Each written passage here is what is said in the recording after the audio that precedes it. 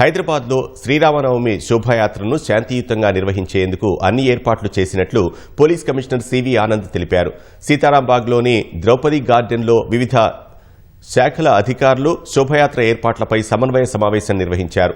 దాదాపు 6.2 కిలోమీటర్లు కొనసాగనున్న యాత్రలో ఎలాంటి ఇబ్బంది లేకుండా 20,000 మందితో బందోబస్తు ఏర్పాటు చేయనున్నట్లు వివరించారు.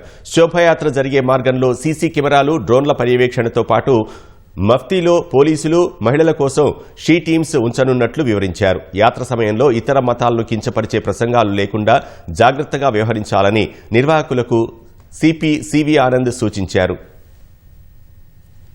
రోడ్స్ అన్ని ఇరుకుగా ఉన్నాయి కనుక జనాభా ఏదైతే ఇక్కడ వస్తారో వారందరూ కూడా చాలా పెద్ద ఎత్తున ఉన్నట్టు ఎటువంటి స్థలం లేకుండా తయారవుతుంది ఇరుకుగా.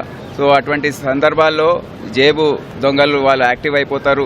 చైన్ స్నాచింగ్స్ కూడా జరుగుతాయి. సిసిఎస్ పరంగా క్రైమ్ టీమ్స్ ని డిప్లాయ్ చేస్తున్నాం మఫ్తీలో. వారు యాక్టివ్ గా ఉండి ఎవరైతే ఏమో క్రిమినల్స్ ఉన్నారో, స్నాచర్స్ కానివ్వండి, లేకపోతే దొంగతనాలు చేసే హెచ్బి ఒఫెండర్స్ కానివ్వండి, వాళ్ళందరిపైన నిఘా పెట్టి వారు ఉన్నారా లేదా, ఇంట్లో ఏం చేస్తున్నారు ఈ మధ్య అనేది నిఘా పెంచుకున్నాం. సో తప్పకుండా దాని గురించి మేము దొంగతనాలు నివారించడానికి, ఈ టీజింగ్, మహిళల్ని వేధించే కార్యక్రమాలు ఏదైతే చేస్తారో వారిని నివారించడానికి మేము అన్ని చర్యలు గట్టిగా తీసుకుంటాం.